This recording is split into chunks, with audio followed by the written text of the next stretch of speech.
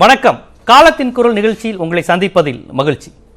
இன்றைய காலத்தின் குரலில் திமுக, அதிமுக, அம்மா மக்கள் முன்னேற்ற கழகம் என 3 கட்சிகளும் தற்போது எந்தெந்த தொகுதிகளில் தாங்கள் நிற்கப் போகிறோம், கூட்டணி கட்சிகள் எங்கெல்லாம் நிற்கப் போகிறார்கள், யாரெல்லாம் வேட்பாளர்கள் என்பதை அறிவித்துக் கொண்டே இருக்கிறார்கள். கிட்டத்தட்ட இது இறுதி வடிவம் பெற்றுவிட்டது என்றே நாம் சொல்லலாம். இந்த நிலையில் ஒரு தொகுதி, அதாவது மாநில அளவில் தேர்தல் எவ்வாறாக இருக்கும், ஒரு மாவட்ட அளவில், ஒரு தொகுதி அளவில் ஒரு வேட்பாளருடைய பலம், கட்சியின் பலம், அவருக்கு இருக்கக்கூடிய சமூக செல்வாக்கு போன்ற பல்வேறு விஷயங்களை ஊகித்துதான் ஒரு கட்சி வேட்பாளரை நிறுத்தும். அந்த வகையில் இந்த ராஜதந்திர நடவடிக்கைகள், வியூகங்கள், இதில் திமுக, அதிமுக, அம்மா மக்கள் முன்னேற்ற கழகம் இந்த 3இல் எந்த கட்சி இந்த ராஜதந்திர நடவடிக்கையில் வேட்பாளரை நிறுத்துவதில், தொகுதியை தேர்ந்தெடுத்ததில் மிக விஞ்சி இருக்கிறது என்பது போன்ற பல்வேறு கேள்விகள் தற்போது எழுந்திருக்கிறது. இது போன்ற கேள்விகளுடன் அந்த கட்சியினர் எவ்வாறு வெற்றி வாய்ப்பை கணிக்கிறார்கள், கடந்த கால வரலாறு என்ன என்பதெல்லாம் குறித்துதான் இன்றைய காலத்தின் குரலில் நாம் விரிவாக பேச இருக்கிறோம். இன்றைய நிகழ்ச்சியில் விடுதலை சிறுத்தைகள் கட்சியை சேர்ந்த வழக்கறிஞர் பாலாஜி, திராவிட முன்னேற்ற கழகத்தை சேர்ந்த எழுத்தாளர் மனுஷேபுத்திரன், அண்ணா திராவிட முன்னேற்ற கழகத்தை சேர்ந்த கவிஞர் மருது அழகராஜ், மூத்த பத்திரிகையாளர் லட்சுமணன் மற்றும் நமது கோவை அரங்கில் இருந்து யுவராஜ் அவர்களும் நமது காலத்தின் குரல் நிகழ்ச்சியில் இணைகிறார். உங்கள் அனைவருக்கும் வணக்கம். சார், மருது அழகராஜிடமிருந்து தொடங்கலாம்னு நினைக்கிறேன் இந்த நிகழ்ச்சியை.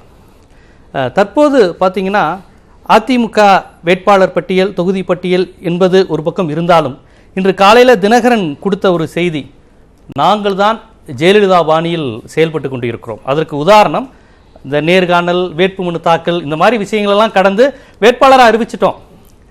ஸோ நாங்கள் அந்த பாணி, அந்த ஜெயலலிதாவுடைய பாணி என்பதை தொடர்ந்து நாங்கள் தான் அந்த வழியில் வந்திருக்கிறோம் என்பதற்கு இதுவே சாட்சி.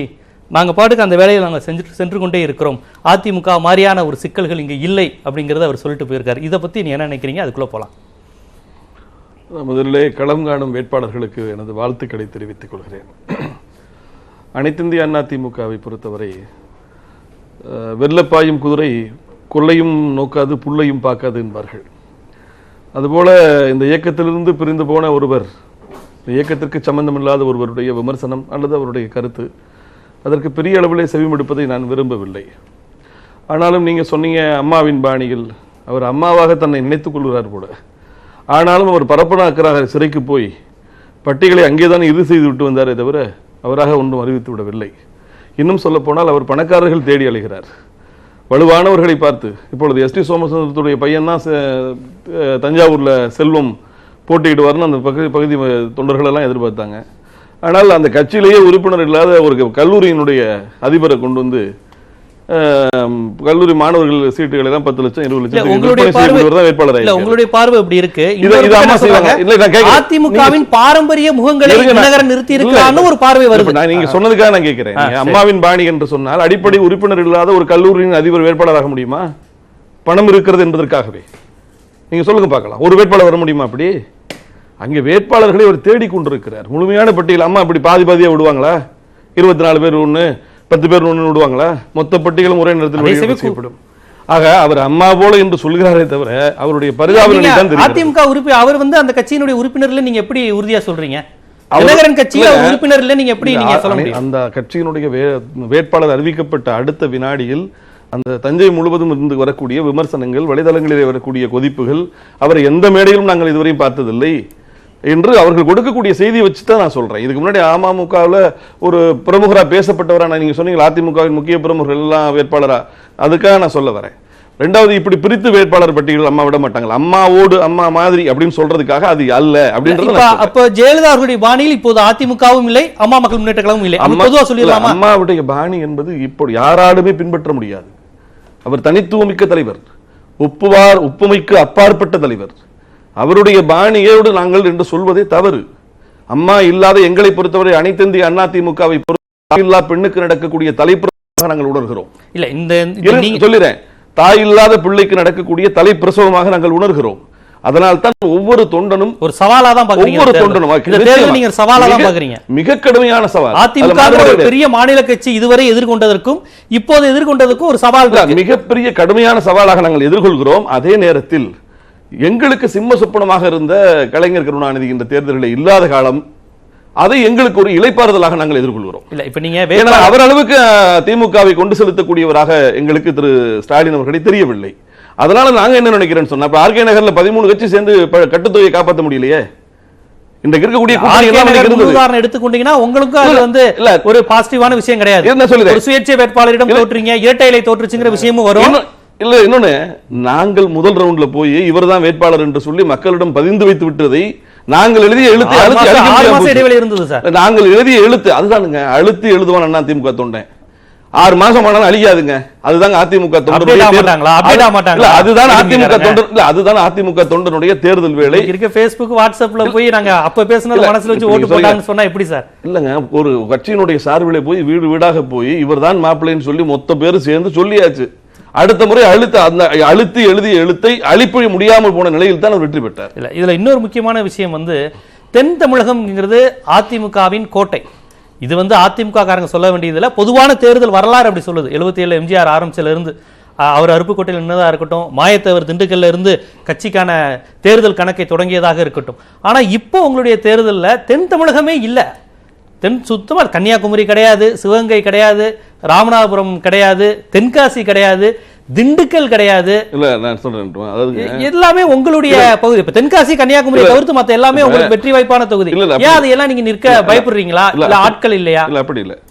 அதாவது தேர்தல் என்பது வெற்றிக்கான வியூகங்களை வகுக்கக்கூடிய ஒரு செயல். தென்பாண்டி மண்டலத்தினுடைய தலைமை பீடம்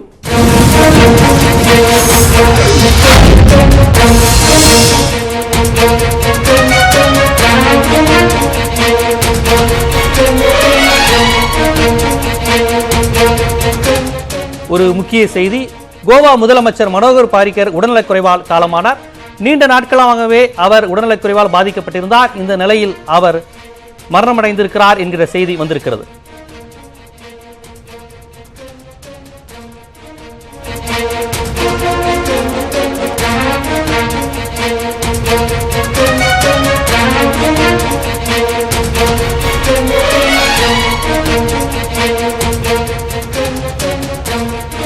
புற்றுநோய் காரணமாக நீண்ட நாட்களாக அவரால் அரசியல் செயல்பாடுகள் எதிலும் செயல்பட முடியாமல் இருந்தார். காங்கிரஸ் தலைவர் ராகுல் காந்தி உட்பட பலரும் அவரை சென்று சந்தித்து வந்தார்கள். அதில் கூட ஏதேனும் அரசியல் இருக்கலாமா என்று பேசப்பட்ட போது நான் ஒரு உடல்நலம் விசாரிக்கத்தான் சென்றேன் என்று ராகுல் காந்தி அப்போது கூறியது. கோவா முதலமைச்சர் மனோகர் பாரிக்கர் ராகுல் காந்தி சந்திப்பு கூட அப்போது அரசியல் நிமித்தமாக விமர்சிக்கப்பட்டது, பேசப்பட்டது. தொடர்ந்து அரசியல் செயல்பாடுகள் எதுவும் இல்லாமல் உடல்நலக்குறைவால் மருத்துவ சிகிச்சையில் இருந்த கோவா முதலமைச்சர் மனோகர் பாரிக்கர் உடல்நலக்குறைவால் இறந்திருக்கிறார்.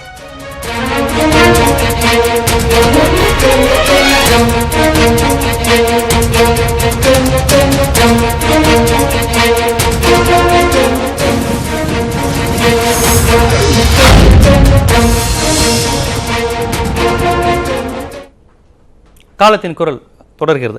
சார், இப்போ சவுத்து தென் தமிழகம் அப்படின்னு நான் கேட்டதுக்கு இன்னொரு முக்கியமான காரணமும் பாட்டாளி மக்கள் கட்சிக்கு திண்டுக்கல் தொகுதியை ஒதுக்கியது அப்படிங்கிற விஷயம் வந்து கண்டிப்பாக பாரம்பரியமான அதிமுக தொண்டர்கள் திண்டுக்கல்லில் தொடர்ந்து வெற்றியை பார்த்து வந்த அதிமுகவினர், அதிமுக வாக்களித்தவர்களுக்கு அது ஒரு அதிருப்தியாக இருக்குது அப்படிங்கிற செய்தியும் இருக்குது. நீங்கள் சொன்னீங்களா தஞ்சாவூரில் எஸ்டிஎஸ் மகனுக்கு தருவாங்கங்கிற ஒரு அதிருப்தி இருக்குன்னு, அதே மாதிரி அதிருப்தி திண்டுக்கல் தொகுதியில் எக்கச்சக்கமாக இருக்குது. நான் என்ன சொன்னேன்னா, அனைத்து இந்திய அண்ணா திராவிட முன்னேற்ற கழகம் அம்மாவினுடைய மரணத்திற்கு பிறகு சந்திக்கக்கூடிய இந்த முதல் தேர்தலில் வெற்றி ஒன்றை இலக்காக வைக்கிறது.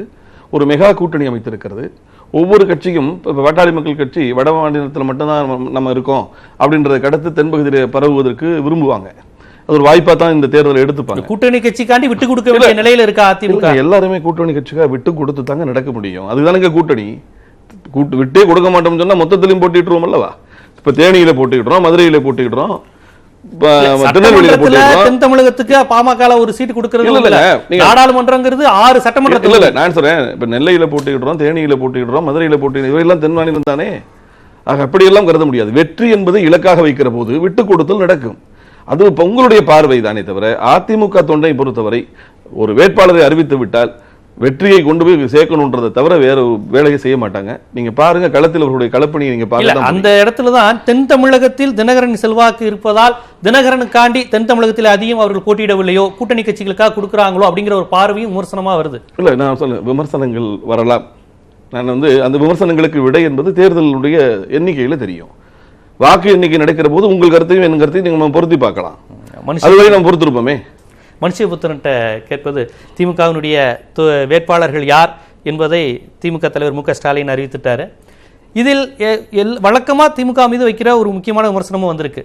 வாரிசு அரசியலை இவங்க தொடர்ந்து ஊக்குவிக்கிறாங்க திமுகவில். மற்ற கட்சிகள் இருந்தாலும் இது கொஞ்சம் வெளிப்படையாகவே செய்கிறாங்க. மாவட்ட செயலாளர் மகன், முன்னாள் மந்திரி மகன், இது திமுக செய்வாங்கங்கிறது பொதுவான விமர்சனமாக இருந்தது. சாமானியர்களுக்கு வாய்ப்பு கிடைக்காது, எப்பவும் இருப்பவர்களுக்கே, ராஜாக்களுக்கே தொடர்ந்து அடுத்தடுத்து இலவசர்களாக வாய்ப்பு கிடைக்குது அப்படிங்கிற விமர்சனம் வருது. இந்த வேட்பாளர் பட்டியலை பார்க்கும்போதும் அப்படி ஒரு தோற்றம் இருக்கு. நீ எப்படி பார்க்குறீங்க? இல்லை, திமுக மீது மட்டும் இந்த குற்றச்சாட்டை குறிவைத்து நீண்ட காலமாக சொல்லப்பட்டு வருவது அனைவருக்கும் தெரியும். நான் உங்களிடம் ஒரு எளிய கேள்வியை கேட்க விரும்புகிறேன். திமுக தொடங்கப்பட்ட காலத்திலிருந்து இன்றைக்கு வரைக்கும் ஒட்டுமொத்தமாக தேர்ந்தெடுக்கப்பட்ட சட்டமன்ற நாடாளுமன்ற உறுப்பினர்களுடைய ஒரு பட்டியலை எடுத்து வைத்துக் கொண்டு பாருங்கள். அந்த பட்டியலில் 1957 எடுக்க சொல்றீங்க. இல்ல, நீங்க ஏன்னா திமுக மீது மட்டுமே அந்த குற்றச்சாட்டை திரும்ப திரும்ப நீங்க வைக்கிறீங்க. சரியா? இந்தியா முழுக்க அந்த அரசியல் குடும்பத்தை சேர்ந்தவர்களுடைய மகன்களோ மகள்களோ அரசியலுக்கு வருவது, காங்கிரஸ், பாஜக, அதிமுக, எந்த கட்சியும் விதிவிலக்கு இல்லாம தமிழ்நாடு அளவுல வைத்து தமிழ்நாட்டில் நான் சொல்றேன், தமிழ்நாட்டில் திமுக அதிமுக இருக்கப்ப இன்றைக்கு கூட யாரெல்லாம் இன்னும் அவங்களுடைய பட்டியல் வரல, யாருடைய வாரிசுகள் எல்லாம் இன்னைக்கு அவங்க விருப்பமனு கொடுத்துருக்காங்க, கடந்த காலத்தில் யாரெல்லாம் வந்திருக்காங்க, இதெல்லாம் எடுத்துட்டு பார்க்குறப்போ முதல் குற்றச்சாட்டா இல்லையாங்கிறதே ஒரு பிரச்சனை. ஒட்டுமொத்தமான திமுக சட்டமன்ற உறுப்பினர்கள், அதே போல நாடாளுமன்ற உறுப்பினர்கள், இந்த ஒட்டுமொத்த வரலாற்றில் எத்தனை சதவீதம் குடும்ப வாரிசுகள் வந்திருக்காங்கன்னு பார்த்தீங்கன்னா, நான் சேலஞ்ச் பண்ணுறேன், 10% கூட இருக்க மாட்டாங்க.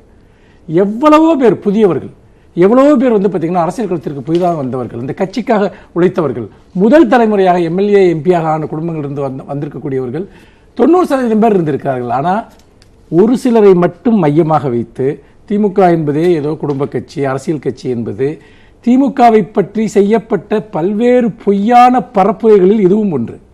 இன்னொரு விஷயம், இப்போ திமுக தலைவரை எடுத்துக்கொள்ளுங்க. நீங்கள் இவ்வளோ காலமாக திரும்ப திரும்ப சொல்லிட்டே இருந்தீங்க, அவருக்கு பின்னால் திமுகவில் வந்தவர்கள் எல்லாம் அவரை தாண்டி சென்று அமைச்சர்களாகவோ சட்டமன்ற உறுப்பினர்களாகவோ ஆன விஷயங்கள்லாம் நமக்கு தெரியும். அப்படி இருக்கிற போது அந்த கட்சிக்குள்ளாக நீண்ட காலம் வேலை செய்தவர்கள், பணியாற்றியவர்கள், அந்த அடிப்படையில் தான் பெரும்பாலான உறுப்பினர்கள் தேர்ந்தெடுக்கப்படுகிறார்கள். சில இடங்கள் இந்த பிரச்சாரம் மக்கள் மத்தியில் ஈடுபடாதுங்கிறீங்க. வாரிசு அரசியல் இருக்கு இதுலயும். அதாவது மக்கள் எந்த அடிப்படையில் வாக்களிக்கிறார்கள், மக்களுடைய பிரச்சனைகள், மக்களுடைய தேவைகள், எந்த ஆட்சி நமக்கான விஷயங்களை கொடுக்கிறது, அந்த கட்சியினுடைய தலைமை, இதுதான் முக்கியமான விஷயம். கட்சியினுடைய கொள்கை, அது எப்படி மக்களுடைய நலன்களை பாதுகாக்கிறது, இதை நீங்கள் கீழல் விழுந்த ரெக்கார்டு போல திரும்ப திரும்ப சொல்வதனால் நீங்கள் கள யதார்த்தத்தை, அரசியலை நீங்கள் புரிந்து கொள்ள மறுக்கிறீர்கள் என்றுதான் அர்த்தம். அதனால் இது ஒரு அரசியல் சார்ந்த விவாதமே அல்ல. மாறாக ஒரு கட்சி பல்வேறு காரணங்களை முன்னிட்டு தன்னுடைய வேட்பாளர்களை தேர்வு செய்யும் ஒரு தொகுதியில் அந்த வெற்றி வாய்ப்புகளை உறுதிப்படுத்திக் கொள்வதற்காக. இப்பொழுது வெற்றி பெற வாய்ப்பு இப்போ ஆர்கே நகரில் ஒரு வேட்பாளர் நின்றார். அவர் என்ன ஒரு பெரிய செல்வாக்குள்ள ஒரு குடும்பத்தை சேர்ந்த பின்புலத்தை சேர்ந்து வந்தவர். அவர் பல தொகுதிகளில் அந்த மாதிரியான வேட்பாளர்கள் தொடர்ந்து நிறுத்தப்பட்டிருக்காங்க. இப்போ இருக்க சட்டமன்ற உறுப்பினர்களே எடுத்துங்க, இந்த இவ்வளோ பேர் இருக்காங்களே, இல்லை எத்தனை பேர் வேற ஒரு யாராவது ஒரு குடும்பத்தினுடைய வாரிசுகளாக இருக்காங்க. அதே சமயத்தில் குடும்பத்திலிருந்து வந்தவர்களுடைய பெர்சன்டேஜ் இந்தியா முழுக்க இருக்க கட்சிகளை எடுத்து பாருங்க, எல்லா கட்சிகள்லையுமே இருப்பாங்க. அதனால திமுக செஞ்ச உடனே இதெல்லாம் ஒரு டெம்ப்ளேட். அந்த டெம்ப்ளேட்டுக்கு நான் பதில் சொல்ல விரும்பல. என்னை பொறுத்த வரைக்கும் இன்னொன்று, இன்றைக்கு எங்களுடைய வேட்பாளர் பட்டியலை அறிவித்திருக்கிறோம். ஒரு எழுத்தாளனாக இதில் எனக்கு ஒரு தனிப்பட்ட ஒரு மகிழ்ச்சி இருக்கிறது. என்னென்றால், எங்களுடைய இந்த மதசார்பற்ற முற்போக்கு கூட்டணியில் 5 நவீன எழுத்தாளர்கள் இருக்கிறார்கள். இது தமிழக வரலாற்றில் மட்டுமல்ல, இந்தியாவிலேயே ஒரு கூட்டணியில் மாடர்ன் ரைட்டர்ஸ் 5 பேர் நாடாளுமன்றத்திற்கான ஒரு வெற்றி கூட்டணியில் இருக்கிறார்கள் என்பது. இப்போ கனிமொழி, தமிழச்சி தங்கபாண்டியன், அதே மாதிரி சு வெங்கடேசன், ஜோதிமணி, ரவிக்குமார், இவங்கெல்லாம் மிகவும் நாடறிந்த எழுத்தாளர்கள், படைப்பாளிகள். அந்த வகையில தமிழகத்தினுடைய ரவிக்குமார் ஏற்கனவே அரசியல் களத்துக்கு வந்துட்டாரு. இல்ல, நான் சொல்றது என்னன்னா, ஒரு கூட்டணியில் நவீன எழுத்தாளர்கள் 5 பேர் அவர்கள் வேட்பாளர்களாக இருக்கிறார்கள் என்பது தமிழகத்தினுடைய பண்பாடு. அரசியல் களத்தில் வெற்றியை தரும். அரசியல் களத்தில் அது எப்படி எடுபடும் சார்? நாங்க ஜெயிப்போங்கிறது பாத்தீங்கன்னா அது இன்னொரு விவாதம். நாங்க ஜெயிப்போங்கிறது நாங்க உறுதியோடு இருக்கோம். இவங்க 5 பேரும் நாடாளுமன்ற உறுப்பினர்களா நிச்சயமா போவாங்க. அப்படி போறப்ப நிச்சயமாக தமிழ்நாட்டினுடைய பண்பாடு, தமிழினுடைய உயர்வு, தமிழ் மொழி, இது சார்ந்த விஷயங்களை உறுதிப்படுத்துவதற்கு நாடாளுமன்றத்தில் அதற்காக போராடுவதற்கான ஒரு பெரும் படையாக இவர்கள் செல்ல போகிறார்கள். அந்த வகையில் தமிழகத்தினுடைய நலன்களை தூக்கி பிடிக்கக்கூடிய ஒரு கூட்டணியாக இந்த கூட்டணி, இந்த வெற்றி கூட்டணி அமையும். இன்னொன்று, மருது அழகராஜ் அவர்கள் சொன்ன ஒரு விஷயத்துக்கு மட்டும் என்னுடைய ஒரு சிறிய கருத்தை நான் சொல்லிடுறேன். நாங்கள் இந்த திமுக தலைவர் கலைஞர் அவர்கள் இல்லாதனால் நாங்கள் சற்று இளைப்பாறுதல் அடைகிறோம் என்று சொல்கிறார். மிகவும் வருத்தமாக இருக்கிறது. தேர்தல் ஒரு மாற்று கட்சி தலைவர் அவர் இல்லாதனால் எங்களுக்கு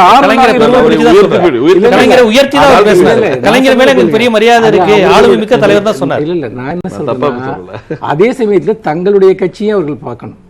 எந்த ஆளுமையும் இல்லாத தலைவர்களை வைத்துக் கொண்டு அவர்கள் இந்த தேர்தலை சந்திக்கிறார்கள். அப்படி பார்க்கிற போது இன்றைக்கு திமுக தலைவர் அவர்கள், அதாவது இந்த கட்சியில் வந்து பாத்தீங்கன்னா தலைவர் கலைஞர் அவர்கள் மறைவிற்கு பிறகு அதனுடைய கொள்கை சார்ந்தோ தலைவர் கலைஞர் அவர்கள் பின்பற்றிய வழிமுறைகள் சார்ந்தோ ஏதாவது ஒரு சிறு விஷயத்தில் தளபதி அவர்கள் பிறந்து சென்றார் என்று சொல்ல ஒரு நிமிஷம் தலைவர் கலைஞர் அவர்கள் எந்த பாதையை காட்டினாரோ அந்த பாதையை அதைவிட உறுதியாக இன்றைக்கு திமுக தலைவர் முன்னெடுத்து செல்கிறார். ஆகவே இந்த இளைப்பாறுதல்களால் அது உங்களுக்கு பகல் கனவாக இருக்க முடியுமே உரிய தளபதி அவர்கள் வடிவில் கலைஞர் வாழ்ந்து கொண்டிருக்கிறார், செயல்பட்டு. யுவராஜ் கேட்கணும் நானு. யுவராஜ், இப்போது தஞ்சை தொகுதியில் தமிழ் மாநில காங்கிரஸ் போட்டியிடுகிறது. தஞ்சை மட்டுமல்ல, கடைமடை பகுதியில் பொதுவாக காங்கிரசின் பாரம்பரிய வாக்குகள் தமிழ் மாநில காங்கிரஸ் செல்வாக்காக இருந்த காலகட்டத்தை 96, 2001 தேர்தல்களில் பார்த்த வரலாறு நமக்கு உண்டு. ஆனால் இந்த தேர்தலை பொறுத்தவரை தமிழ் மாநில காங்கிரஸ் பாரதிய ஜனதாவுடன் ஏற்பட்டிருக்க கூட்டணி அப்படிங்கிறத காங்கிரஸ் பாரம்பரியத்தில் இருந்து வந்த வாசனை ஏற்றுக்கொண்டவர்கள், மூப்பனாரை தலைவராக ஏற்றுக்கொண்ட உங்கள் தமிழ் மாநில காங்கிரசின் தொண்டர்கள் எப்படி பார்ப்பாங்க? அந்த பாரம்பரியம், அந்த வாக்குகள் அப்படியே உங்களுக்கு விழும் நினைக்கிறீங்களா? காங்கிரஸ் மீது, மூப்பனார் மீது பாரம்பரியமா இருந்த அதே அந்த தஞ்சாவூர் வாக்காளர்கள் பாஜகவுடன் கூட்டணி வைத்த உங்களுக்கு வாக்களிப்பார்கள் நீங்க நினைக்கிறீங்களா? இல்ல, நிச்சயமாக எங்களை பொறுத்தவரையிலும் கூட்டணி என்பது ஒரு தேர்தலுக்காக மட்டும்தான். நாங்க பாஜக அதிமுக கூட்டணியில தான் இருக்கோம்.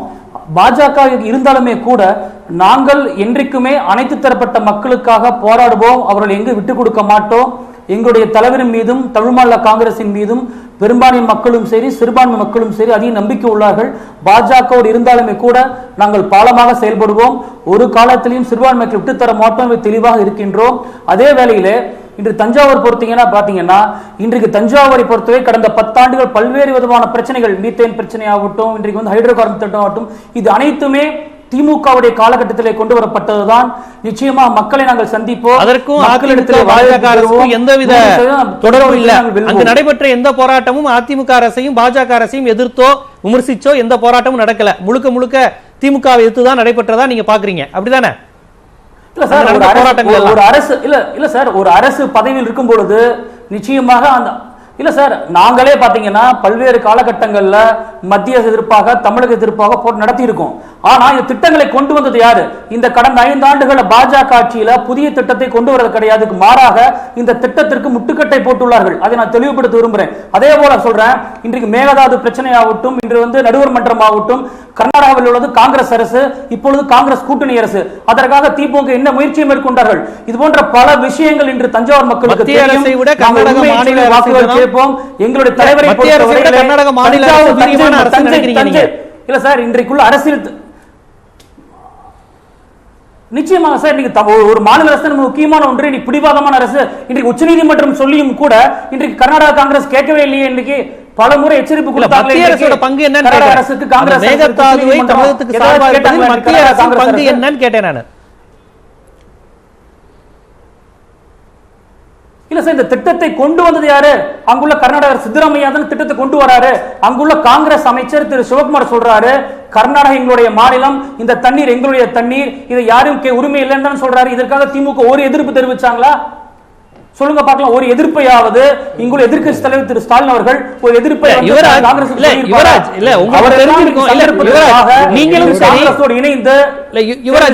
நீங்களும் சரி, உங்கள் தலைவர் வாசன் அவர்களும் சரி காங்கிரஸ் பாரம்பரியத்தை சேர்ந்தவர்கள். உங்கள் தலைவர் வாசன் அவர்கள் காங்கிரஸ் கட்சியில் ஒரு சாதாரண உறுப்பினராக இல்லை, அவரும் மத்திய அமைச்சராக இருந்திருக்கிறார். அப்போதும் காங்கிரஸ் மீது கர்நாடக பிரச்சனை இருந்தது, காவிரி பிரச்சனை இருந்தது. அப்போது காங்கிரஸ் கட்சியினுடைய செய்திருக்கிறது என்கின்ற குற்றச்சாட்டு தமாகவுக்கும் சேர்த்து, இப்போதைய தமாகவுக்கும் சேர்த்தான பொருந்தோம். அப்போது அந்த பிரச்சனை ஒண்ணு இல்லாம இல்லையே. நீங்க காங்கிரஸ் இருந்த போது இதே பிரச்சனை இருந்ததே. இல்ல சார், இல்ல நீங்க இல்ல தலைவர் இல்ல எங்களுடைய தலைவர் திரு வாசன் அவர்கள் வந்து கேபினட் அமைச்சர் இருக்கும் பொழுது அமைச்சரவை கூட்டத்திலே பல முறையில இலங்கை பிரச்சனையாகட்டும் காவேரி பிரச்சனையாகட்டும் பல முறை அதற்காக குரல் கொடுத்திருக்காரு. அதற்குண்டான ஆரதம் உங்கூட்டியே இருக்கு. நீங்க வந்து பத்திரிகை துறைக்கு உங்களுக்கே தெரியும், பல காலகட்டத்தில் திரு மன்மோகன் சிங் அவர்களை சந்தித்து பல முறை இதற்காக குரல் கொடுத்திருக்காரு. இருந்தாலும் துரதிருஷ்டவசமா நடக்கல.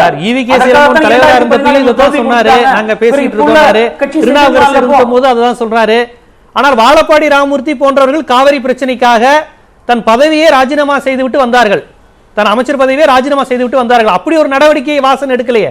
இந்த கர்நாடகா பிரச்சனைக்காக, தமிழர்களுடைய உரிமைக்காக எந்த காங்கிரஸ் தலைவரும் அப்படி எடுக்கலையே. இல்ல சார், நான் சொல்றது இல்ல, காவேரி தீர்ப்பு வந்து உச்சநீதிமன்றத்திற்கு இருக்கும் பொழுது உச்சநீதிமன்றம் நேரடியாக கர்நாடக காங்கிரஸ் அரசாங்கத்துக்கு பல முறை வலியுறுத்தியும் கூட அங்குள்ள காங்கிரஸ் அரசாங்கம் செய்யவே இல்லையே. சொல்லுங்க பார்க்கலாம்.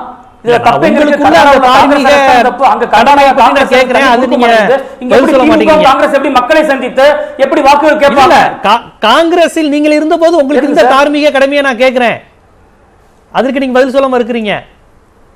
சார், எங்களுக்குள்ள அதிகாரத்துல நாங்க முயற்சிகள் செய்தோம், எங்களுக்குள்ள அதிகாரத்தில் நாங்கள் மேக்ஸிமம் பண்ணோம் சார். எங்களுடைய குரலை வந்து மத்தியில் உள்ள காங்கிரஸ் கேட்காம கிட்ட தனி கட்சி ஆரம்பிச்சோம். சொல்லுங்க பார்க்கலாம். இன்றைக்கு எங்க தலைவர் காவிரி பிரச்சனைக்காக தனி கட்சி ஆரம்பிக்கப்பட்டது. தலைவர் பதவியை ராஜினாமா செஞ்சாரு.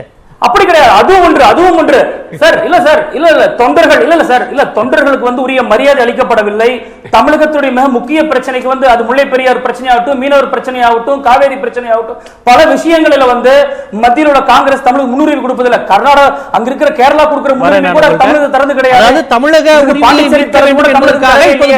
தமிழகத்தை வந்து கிளை அமைப்பா தான் பார்த்தாங்க. பாக்குறாங்களே ஒழிய தமிழகத்துல வந்து காங்கிரஸ் கட்சி ஒரு கட்சியாக தலைமை பார்க்கிறது கிடையாது. நான் இப்படி புரிஞ்சுக்கிறேன், தமிழக உரிமையை மீட்பதற்காக, காவிரி பிரச்சனைக்காக, முல்லை பெரியாருக்காக பாஜகவிடம் கூட்டணி வச்சிருக்கீங்க அப்படி நான் புரிஞ்சுக்கிறேன். மீண்டும் நான் உங்கள்கிட்ட நான் லட்சுமணன்ட்ட கேட்க வேண்டியது இருக்கு. இப்போ திமுக கூட்டணி வியூகம், அவங்க ஒரு வேட்பாளர், தொகுதிகள், இந்த மாதிரி விஷயங்கள் போய்கிட்டு இருக்கிறாங்க. இவர் வந்து வேட்பாளராகவே நேரடியாகவே அறிவித்து விட்டார். ஆனால் ஜெயலலிதா பாணி அப்படிங்கிற அந்த விஷயத்தை வந்து அவர் வந்து அதிகமாக உரிமை கோருகிறார். அதிமுகவை விட நாங்கள் தான் அந்த விஷயத்தை வந்து நாங்கள் முன்னிறுத்துறோம் அப்படிங்கிற மாதிரியான விஷயங்கள் வைக்கிறாங்க. ஆனால் இந்த தேர்தல் வேட்பாளர் வெளியிடுகிற அந்த விஷயத்தில் பார்த்தீங்கன்னா ஜெயலலிதாவிடம் இருந்த அவரிடம் எந்த பதட்டமும் தயக்கமும் இல்லாமல் உடனடியாக வேட்பாளர்களை அறிவிப்பது, வெளியிடுவது போன்று இருக்கும். இந்த மாதிரி பகுதி பகுதியாக வெளியிடுவதே ஜெயலலிதா பாணியிலிருந்து வேறுபட்டது தானே அப்படிங்கிற ஒரு விமர்சனமும் பார்வையும் வருது. இதை எப்படி பார்க்குறீங்க நீங்கள்? பொதுவாக வேட்பாளர்களை யாரை எந்த தொகுதியில் நிறுத்தலாம் அப்படின்னு முடிவெடுத்து அறிவிக்கிற போதே அது அந்த தலைவருடைய ஆளுமை சம்பந்தப்பட்ட விஷயமா மாறிடுது. அது சமுதாய ரீதியாக பார்ப்பாங்க. அந்த வேட்பாளருடைய திறமையை அவங்க ஒரு எடை போட்டு வச்சிருப்பாங்க. இந்த தொகுதியில் இவரை நிறுத்தினால் என்னால் வெற்றி பெற வைக்க முடியுங்கிற அந்த ஆளுமை அந்த லிஸ்ட்டுக்கு பின்னாடி ஒளிஞ்சிருக்கும். நீங்கள் வெறுமனே இந்த தொகுதியில் இந்த வேட்பாளர்னு ஒரு வரியில் பார்க்குற விஷயம் அல்ல. அந்த முடிவை எடுக்கிறதுக்கு முன்னாடி எந்த கட்சியினுடைய தலைவராக இருந்தாலும் இந்த தொகுதியில் இவரை நிறுத்தினால் என்னால் வெற்றி பெற செய்ய முடியும் அப்படிங்கிற அந்த துணிச்சல் தான் நீங்கள் அதுக்கு பின்னாடி பார்க்கணும். அது எடப்பாடியாக இருந்தாலும் அது பொருந்தும், டிடிவி தினகரனாக இருந்தாலும் அது பொருந்தும். ரெண்டாவது, நீங்கள் கட்சிக்கு சம்பந்தமே இல்லாத ஆட்கள் அப்படின்னு நீங்க பார்க்கவே முடியாது. நான் திருப்பி அந்த ஆளுமையை தான் சொன்னேன். தலித் எழில்மலை என்கிற ஒருவர் முன்னாள் மத்திய அமைச்சராக இருந்தார். பாமகவிலிருந்து வந்து குறைந்த இடைவெளியில அவர் அதிமுக சீட் கொடுத்து ஜெயிக்க வச்சார். எங்க திருச்சி என்கிற பொதுத்துறை நிக்க வச்சு ஜெயிக்க வச்சார். அது ஜெயலலிதாங்கிற ஆளுமையால் தான் அது முடிஞ்சது. மாஃபா பாண்டியராஜன் இந்த சட்டமன்றம் கலைக்கப்படுகிற நாள் வரைக்கும் ஒரு தேமுதிக உறுப்பினர், கட்சியில பாரம்பரியமா தேமுதிக உறுப்பினர். அடுத்த வாரமே அவருக்கு அதிமுக உறுப்பினராக்கி அவருக்கு எம்எல்ஏ சீட் கொடுக்கிறார். இதெல்லாம் கட்சியுடைய ஆளுமை சார்ந்த விஷயங்கள். இப்ப பாட்டாளி மக்கள் கட்சிக்கு திண்டுக்கல்ல கொடுக்க வச்சு என்னால அவங்களை ஜெயிக்க வைக்க முடியும் எடப்பாடி நினைச்சால் அந்த ஆளுமையை நான் மதிக்கிறேன். ஆனால் அதிமுக என்கிற கட்சிக்கு அரசியல் அங்கீகாரம் கொடுத்த முதல் தொகுதி திண்டுக்கல்ல அதிமுக கொடுத்துடுச்சுன்னா அது அங்க இருக்கிற அதிமுக தொகுதி எப்படி பார்ப்பாங்கன்னு கலந்தாது நிரூபிக்கும். நாம 1000 வருஷம் ராஜதந்திரமா இருக்கலாமா? இல்ல, அது ராஜதந்திரமா விட்டு கொடுத்து வெற்றிக்காக அது ராஜதந்திரமா வரலாற்று பிழையா என்பதை தேர்தல் முடிவுதான் சொல்லும். இந்த வேட்பாளர்களை முடிவு செய்யறதுல அவங்க லாபம் வைக்கலாம்ல. இந்த ஒரு தொகுதிக்கான நான் அதான் சொன்னேன். இது நீங்க ராஜதந்திரமா சாணக்கியத்தனமா என்பதையா, இல்ல வரலாற்று பிழையா, இல்ல உங்களுக்கு நிஜமாகவே ஆளுமை இல்லையா என்பதையெல்லாம் எல்லா கட்சிக்கும் மக்கள் அளிக்க போற வாக்குகள் அந்த தீர்ப்பு தான் முடிவு சொல்லும். மறைந்த முதலமைச்சர் ஜெயலலிதா அவர்கள் கருணாஸுக்கு எந்த அடிப்படையில் உடனே சட்டமன்ற உறுப்பினர் கொடுத்தாங்க? கூட்டணியில் இருந்த கதிரவன், ஃபாரூக் பிளாக், வேல்முருகன் போன்று தொடர்ந்து ஆதரித்தவர்களை விட திடீரென ஒரு கருணாசர் அந்த நேரத்தில் அவர்கள் என்ன கோரிக்கை வச்சாங்க? எங்களுக்கு கொடுத்தா உசிலம்பட்டி தான் கொடுக்கணும்னு ஒரு கோரிக்கை வச்சிருக்கலாம். எந்த சூழலையும் உசிலம்பட்டி நான் கொடுக்க மாட்டேன்னு ஜெயலலிதா முடிவு எடுத்திருக்கலாம். அதெல்லாம் இப்ஸ் அண்ட் பட்ஸ். அதான் சொல்றேன், திருப்பி சொல்றேன், அந்த கதிரவன் இல்லாமல் ஃபார்வர்ட் பிளாக் இல்லாமல் என்னால் உசிலம்பட்டியை ஜெயிக்க முடியும் என்கிற ஆளுமை ஜெயலலிதாவுக்கு இருந்தது. அதை நிரூபிச்சும் காட்டினார். அவர்கள் புறக்கணிச்சனால உசிலம்பட்டியில் அதிமுக தோற்கல. நான் திருப்பி சொல்றேன், இது ஆளுமை சார்ந்த விஷயம். நீங்க யார வேணாலும் கேண்டிடேட்டா போட்டுக்கங்க. அவர் உறுப்பினரா இருக்காரா இல்லையா, பொறுப்புல இருந்தாரா இல்லையா தெரியாது. அந்த தலைவனுக்கு தான் தெரியும் அந்த வேட்பாளருக்கு என்ன தகுதி இருக்குன்னு. அது ஒரு விஷயம். இது வந்து திருப்பியும் சொல்றேன், கட்சிகள் தங்களுக்கு இருக்கிற சுயநலம், கூட்டணி கட்சியோட எந்த அளவுக்கு நம்ம ஒத்து போலாம் அப்படிங்கிற எல்லாத்தையும் கணக்கு போட்டா திமுக இருந்தாலும் அதிமுக இருந்தாலும் தினகரனா இருந்தாலும் வேட்பாளர் முடிவு செய்வாங்க. ஒண்ணு. யுவராஜுக்கு நான் ஒரு பதில சொல்லிடுறேன். பிஜேபியும் அங்க வகிக்கிற அதிமுக அணியில தமாக சேர்ந்தது அவருடைய உரிமை. அதை யாரும் கொஸ்டின் பண்ண முடியாது. ஆனால் அதற்காக தவறான விஷயங்களை சொல்ல முடியாது. கர்நாடகா கேட்டுச்சுங்கிறத இவ்வளவு வலிமையா சொல்றவர் அந்த அனுமதியை கொடுத்த பிஜேபி பத்தி பேச மறுத்தீங்கன்னா நீங்க வரலாற்று பிழை செய்யறதா அர்த்தம். நான் கேட்கிறேன், கர்நாடகாவுக்கு வந்து பாதுகாப்பு அச்சுறுத்தல் இருக்கு, நாங்க பாதுகாப்புத்துறை எங்களுக்கு ஒரு ராணுவத்தை அமைச்சுக்கிறோம் கேட்டா பிஜேபி ஒப்புதல் கொடுத்துருமா? ஐரோப்பால அமெரிக்கால பெங்களூருக்காரவங்க கன்னடர்கள் நிறைய வேலை செய்யறாங்க, எங்களுக்கு வெளியுறவுத்துறை நாங்க ஒரு பிரான்ச் மாதிரி வச்சுக்கிறோம் சொன்னா பிஜேபி ஒத்துக்கிறோமா? அனுமதி கொடுத்துடுமா? கர்நாடகர்கள் இந்தியர்கள் வாசன் மத்திய அமைச்சராக முடியாது இல்லையா? வாசன் மத்திய அமைச்சராக இருந்த போது சக அமைச்சராக ஜெயராம் ரமேஷ் தான் பெரியாருக்கு சுற்றுச்சூழல் அனுமதியை கொடுத்தார். கேரளா 2வது அணை கட்டுறதுக்கு முதல் அனுமதி கொடுத்தது ஜெயராம் ரமேஷ். அதை கண்டிச்சு கலைஞர் மதுரையில உண்ணாவிரதம் போராட்டம் அறிவிச்ச போது மிரட்டியே அந்த போராட்டத்தை தடுத்தது காங்கிரஸ் கட்சி. இது எல்லாம் நடந்த போது வாசன் இங்க மத்திய அமைச்சராக தான் இருந்தார். நான் திருப்பி சொல்றேன், அவர் எந்த அரசியல் முடிவு வேணாலும் வாசன் எடுக்கலாம், அது அவருடைய உரிமை, அந்த கட்சியினுடைய உரிமை. ஆனால் அதற்காக தமிழ்நாட்டு உரிமையை பறிபோறது எந்த கட்சி வேடிக்கை பார்த்தாலும் காங்கிரஸ்ல இருந்து வெளிய இதெல்லாம் கவனிச்சிட்டே வந்து அவங்க சொல்றாங்க. சார் லட்சுமணன் பொறுத்து பார்த்து வெளிய வந்ததா சொல்றாரு. இல்ல யுவராஜ் சொல்லுங்க. இல்ல சார் சொல்லுங்க. இல்ல சார் நாங்க வந்து மேகதாது பிரச்சனைக்காக மத்திய அரசை கண்டித்தும் நாங்கள் ஆர்ப்பாட்டம் நடத்தியிருக்கோம். நடத்தினேன்னு சொல்லவே கிடையாது, அதன் பதிவு பண்ண விரும்புறேன். ஆனா திமுக கர்நாடக அரசை கண்டித்து ஏதாவது முயற்சி செஞ்சாங்களா, ஆர்ப்பாட்டம் நடத்தினாங்களா, இல்ல அந்த முதலமைச்சர் சந்தித்து கோரிக்கை கொடுத்தாங்களா? அதான் எங்களுடைய கேள்வி. இல்ல நான் சொல்ல வர கருத்து, நீங்க அரசியல் காரணத்துக்காக தவறு செஞ்ச 2 பேர்ல ஒருத்தரை மட்டும் முன்னிலைப்படுத்தாதீங்க. நீங்க தமிழ்நாட்டு நலனை நீங்க அரசியல் காரணங்களுக்காக விட்டு கொடுத்து தவறு 2 பேர் பிஜேபியும் தவறு செய்யணும் சொல்றது உங்களுக்கு எது தடுக்குது? அது சொல்றதுனால உங்களுக்கு என்ன இது வந்துட்டு போகுது? கூட்டணியில் இருக்கிறாங்க எல்லாத்தையும் மக்கள் கவனிப்பாங்க. யுவராஜ் வரேன், விவாதத்தில் தொடர்ந்து வரேன். அடுத்து வரேன். நான் பாலாஜிட்ட கேட்க வேண்டிய கேள்வி, திமுக ஆரம்பத்தில் இருந்தே சொல்லும்போது கூட்டணி கட்சிகளுக்காக அதிக இடம், அதாவது அதிக இடம்னு சொல்றது வெற்றி வாய்ப்புள்ள தொகுதியில் கூட்டணி கட்சியில் எல்லாரும் கொடுத்துட்டாங்க. சிபிஎம் ஒரு தொடர்ந்து 2 முறை வெற்றி பெற்ற தொகுதி, அந்த கட்சியினர் கேட்கிற தொகுதி மதுரை போன்ற பகுதியை கொடுத்துருக்குறாங்க. சிபிஐக்கும் திருப்பூர் போன்ற தொகுதிகளை அவங்க கேட்ட தொகுதியை கொடுத்துருக்காங்க. அதே போல தான் உங்களுக்கும் விழுப்புரம் சிதம்பரம் கொடுத்துருக்குறாங்க. இதில் தனிச்சின்னத்தில் நின்று என்னால் வெற்றி பெற முடியும் என்று சிதம்பரத்தில் நம்புகிற விடுதலை சிறுத்தைகள் ஏன் விழுப்புரத்தில் மட்டும் உதயசூரியனை கேட்குறாங்க? என்ன காரணம்? அங்கே இதுக்கு பதில் சொல்றதுக்கு முன்னாடி அண்ணன் மருது அடுக்கராஜ் கிட்ட என்னுடைய நினைவு சரியாக இருந்ததுன்னா, மறைந்த அம்மையார் ஜெயலலிதாவுடைய ஆளுமை குறித்து எந்த சந்தேகமும் இல்லை. ஆனால் 96 வந்து அவங்க முதல்ல 11 பேர் கொண்ட பட்டியல் வெளியிட்டாங்கன்னு நினைக்கிறேன். அந்த பட்டியலில் அன்றைக்கு கே கிருஷ்ணசாமி பேர் இல்லைன்னு அன்றைக்கு ஒரு பெரிய பிரச்சனை. எதற்காக சொல்றேன்னா, ஒரு பதிவாக சொல்றேன். அவங்களும் வந்து பட்டியல வெட்டி வெளியிட்டோம். 2 பட்டியல் வெளியிடுறதுல ஆளுமை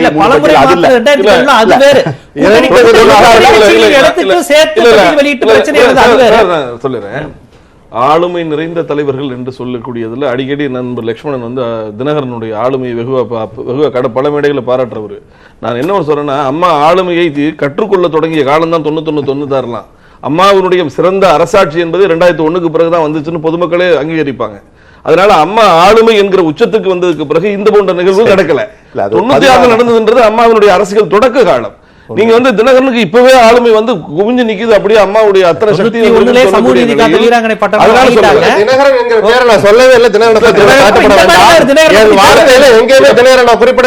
அடிக்கடி ஆளுமை என்ற வார்த்தையை தினகரன்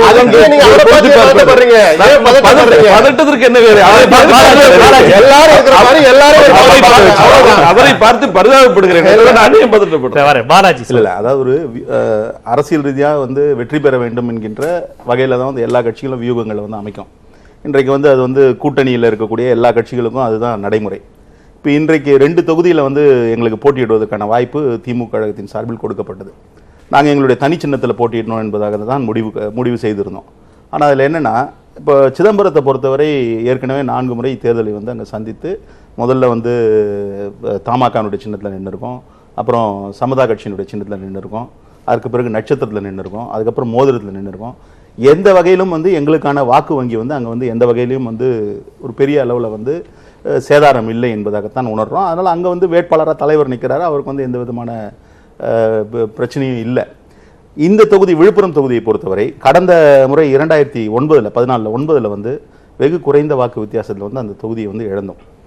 அந்த நிலையில் இன்றைக்கு வெற்றி பெற வேண்டும் என்கின்ற ஒரு நிலையில் சின்னத்தை கேட்டு நாங்கள் வந்து 18ஆம் தேதியே வந்து விண்ணப்பத்தை வந்து தேர்தல் ஆணையத்திடம் வழங்கியிருந்தோம். விழுப்புரத்திற்கும் தனிச்சின்னம் தான் முயற்சி செஞ்சீங்க. தனிச்சின்னம் தான் 18ஆம் தேதி விண்ணப்பத்தை வழங்கியிருந்தோம். 18ஆம் தேதி வழங்கியிருந்த விண்ணப்பத்தை அதற்கு அடுத்து வழங்கியவர்களுக்கு எல்லாம் சேர்த்து 9/3 வந்து தேர்தல் ஆணையம் வந்து பொது சின்னத்தை வந்து வழங்கியிருந்தாங்க. இப்போ நாங்கள் வந்து விண்ணப்பம் செய்ததில் எங்களுக்கு எந்த வகையிலும் வந்து மற்றவர்களை விட அந்த விண்ணப்பம் செய்வதற்கான எல்லா விதமான அடிப்படை உரிமைகளோடு தான் செய்திருந்தோம். நியாயமா பார்த்தா ஒதுக்கி இருக்கணும். இல்ல, இப்போ உதயசூரியன் கிடைத்ததில் ஒரு மகிழ்ச்சி தானே உங்களுக்கு?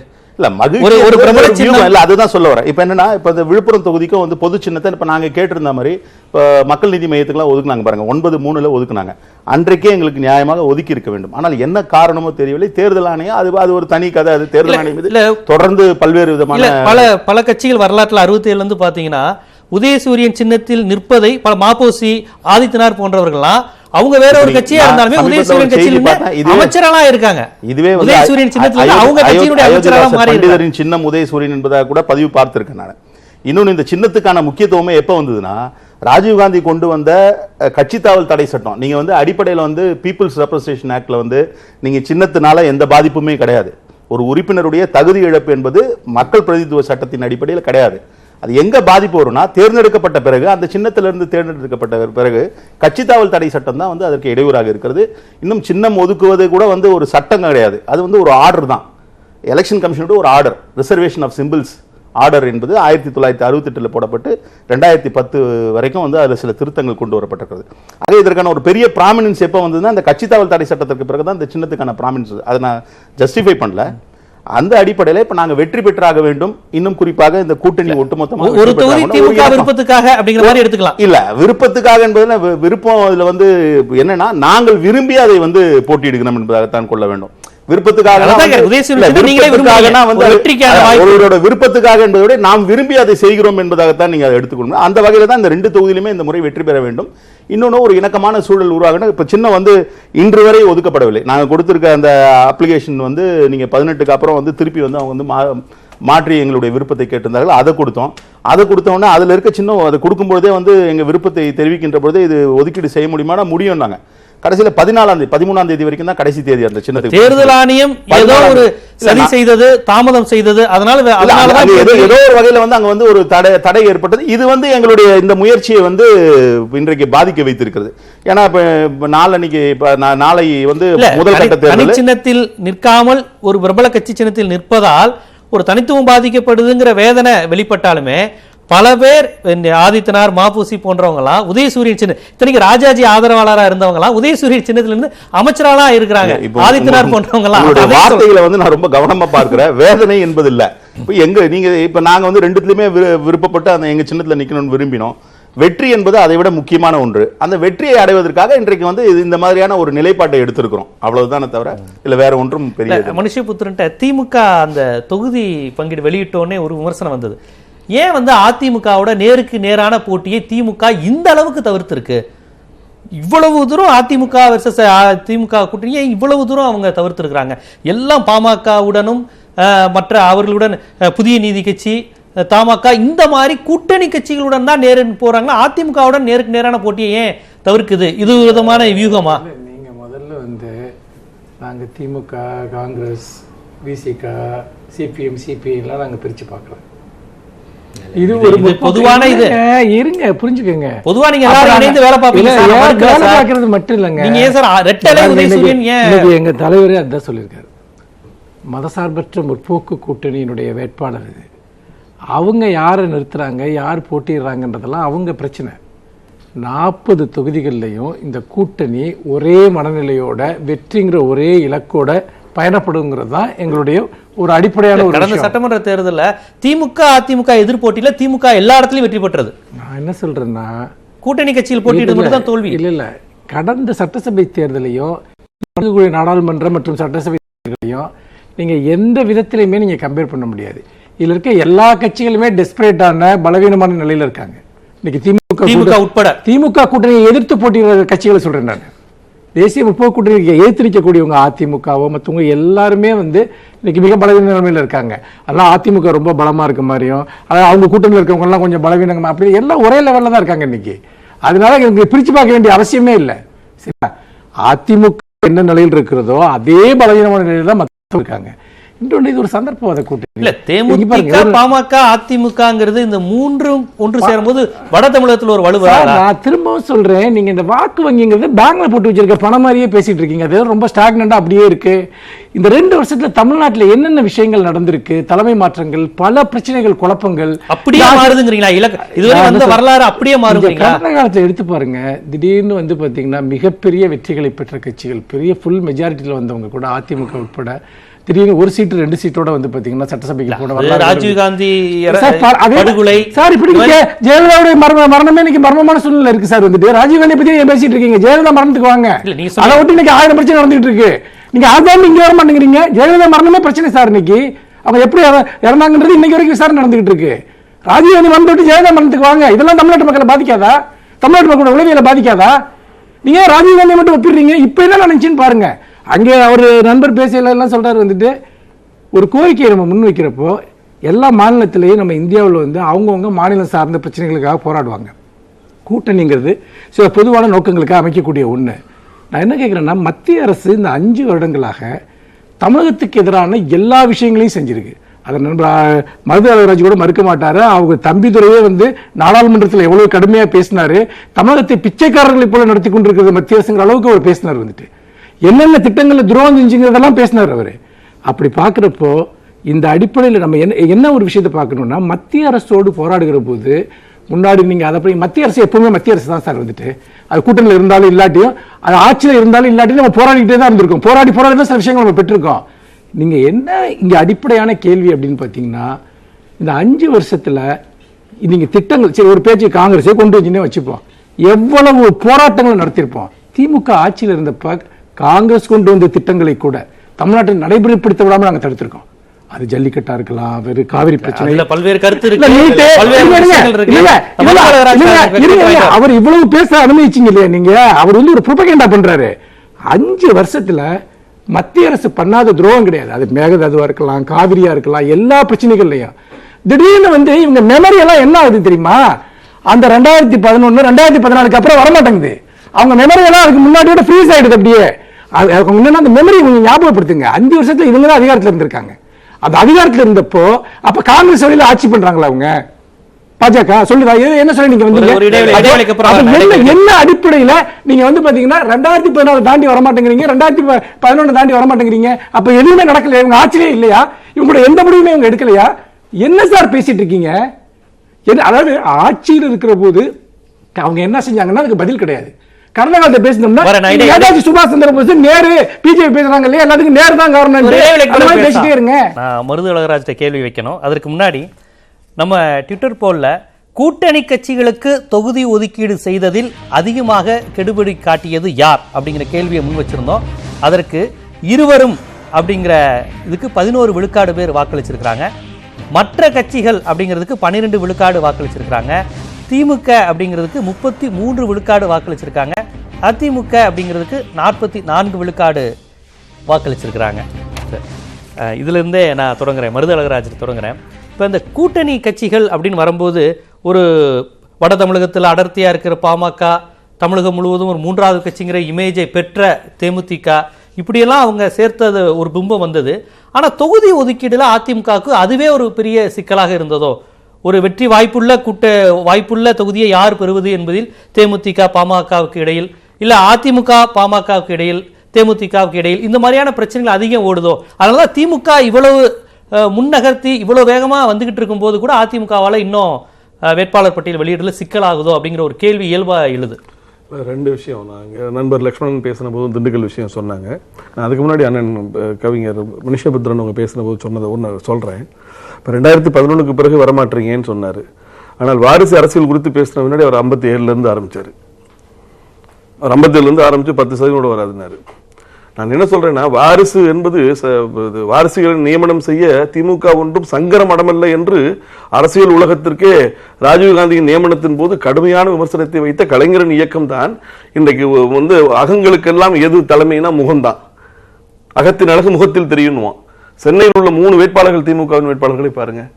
ஒருவர் ஆற்காடு வீராசாமி, ஒருவர் மாறனுடைய மகன், இன்னொரு வாரிசு அரசியல். இந்த பக்கம் யாருன்னு தெரியாத ரெண்டுமே. நான் என்ன சொல்றேன், அதிகமாக வாரிசு அரசியல் எதிர்த்த இயக்கம் இப்படி நடக்கிறதே. தங்கத்தை தரமில்லை என்று சொன்னால் நாம் உரைகளாக இருக்க வேண்டும் அல்லவா? பிறர் மீதான கடுமையான காலத்திலே முரசொலிமாறன்லாம் வந்துட்டாரு. அதுதான் சொன்னேன். அண்ணா காலத்திலே முரசொலிமாறன்லாம் அதுதான் கேட்டேன். அப்ப அண்ணாக்கு பிறகு இல்ல, அண்ணா காலத்திலே முரசொலிமாறன் வந்துட்டாரு. அதுக்கு பிறகு 14க்கு பிறகு நீங்க வரமாட்டீங்கன்னு சகோதரர் சொன்ன போது அவருடைய ஒப்பீட்டுக்கு 57 இருந்து தொடங்கினார். ஒண்ணு இன்னொன்னு நான் சொல்லிடுறேன், நீங்க பேசும்போது இல்ல அந்த வாரிசு அரசியல்ங்கிறது துணை முதலமைச்சர் மரியாதைக்குரிய துணை முதலமைச்சர் பயணம் கம்பேரிசன் சரியான முதல்ல சொல்லுங்க. ஒரு கட்சி வேட்பாளர் தேர்ந்தெடுக்கிற முறையை பத்தி சொல்றப்போ எங்க வரலாறு அது இல்லைன்னு சொல்றோம். ஆனா மாநில உரிமைகள் சார்ந்த விஷயங்கள்ல ஒரு முடிவுகள் எடுக்கிறப்ப 5 வருஷமா அதிகாரத்தில் இருந்த கட்சி தொடர்ச்சியா தமிழக உரிமைகளை மீறி இருக்கு, மறுத்து இருக்குன்னு சொன்னா அவர் எதையும் கம்பேர் பண்றாரு. அவருடைய பதவி இல்லை, நான் சொன்ன விஷயமும் இதுவும் அவர் என்ன கம்பேர் பண்ணணும்னா இப்படி கம்பேர் பண்ணலாம்னு வச்சுங்க. அதிமுகவில் எப்படி அரசியல் நடந்தது, ஜெயலலிதா எந்த தகுதி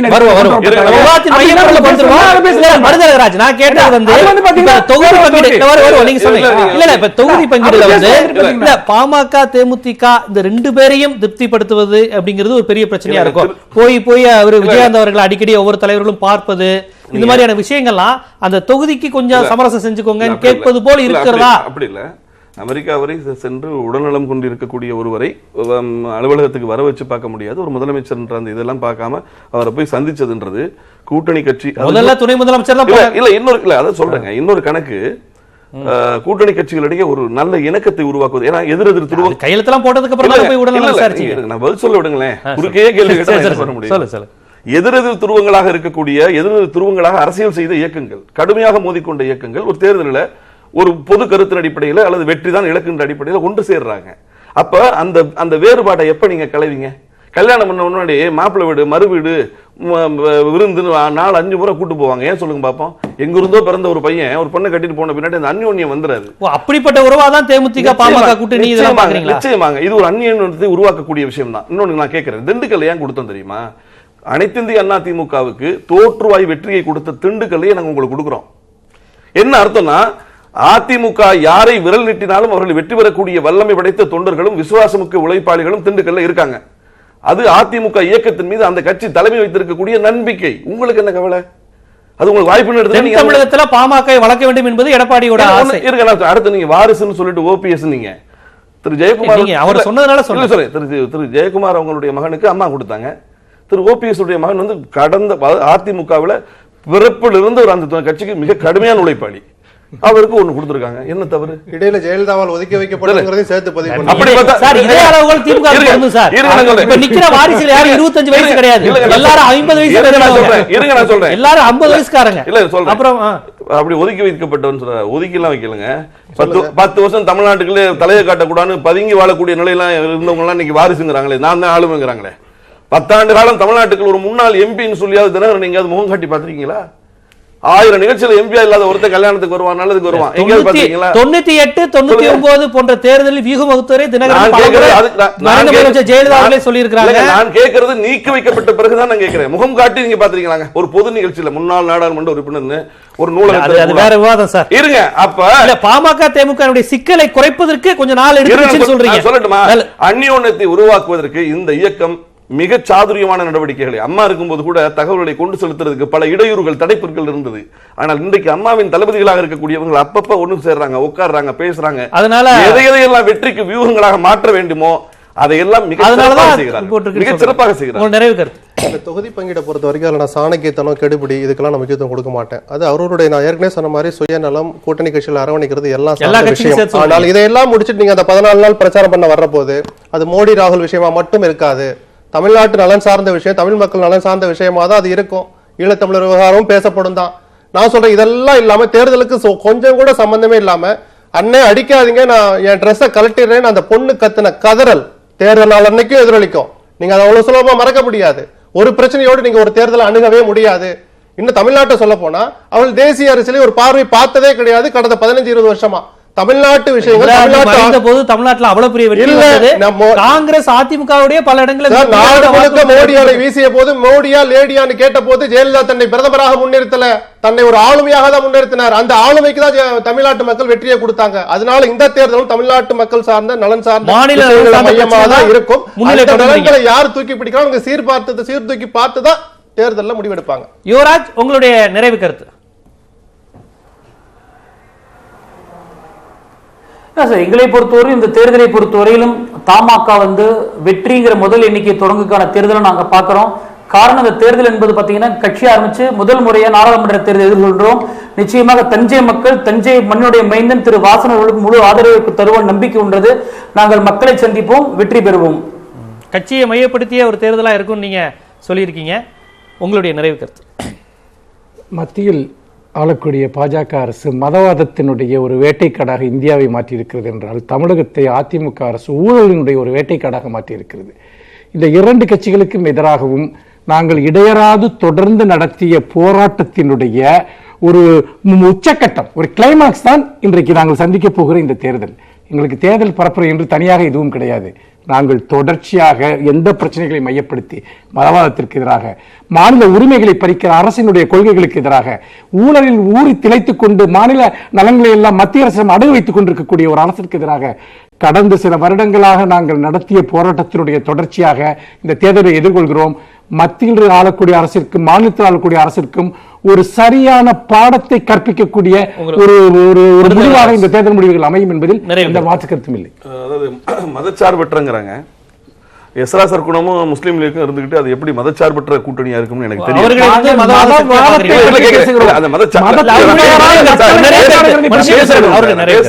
இடையூறு செய்யாதீங்க. அது நான் என்ன சொல்றேன்னா, அதையும் மக்கள் கண்கொண்டு பார்ப்பாங்க. எது மதம், எது மதச்சார்பற்ற, எது மத வெறி, எது மத நெறி எல்லாத்தையும் பார்ப்பாங்க. இன்னொன்னு இவர் சொன்னாரு ஊழல் இதுன்னு. கச்சத்தீவு பறி கொடுக்கப்பட்டது தொடங்கி காவேரி பேச விடுங்க சார், பேச விடுங்க. பேசும்போது நான் எவ்வளவு பொறுமை காத்தீங்க. தவறான தகவல் நீங்க எப்படி